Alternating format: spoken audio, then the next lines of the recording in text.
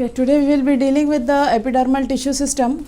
Before starting that, we will discuss from where the epidermal tissue system have arisen. First, when we come, what is tissue system? We said a cell is considered as the fundamental unit. Group of cells is called tissues, and group of tissues make a tissue system.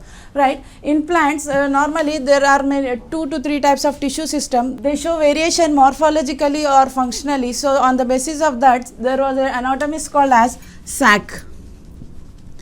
He divided the tissue system into 3 types. Those are epidermal tissue system, ground tissue system, and vascular tissue system.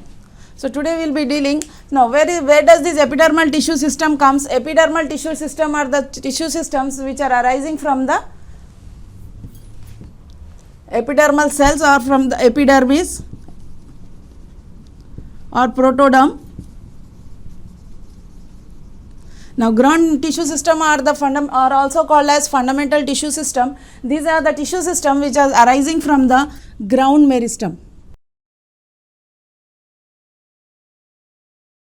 And vascular tissue system are those tissue system which involves xylem and phloem.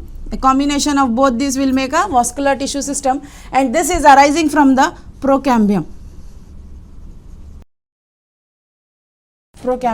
So here today we will be dealing with the ETS system or epidermal tissue system. What is the main function? What epidermal tissue system? It is occurring as a protective layer to the epidermis, and it acts as the outermost protective layer to the plant body. It is the first and foremost layer when we see the transverse section of the plant body.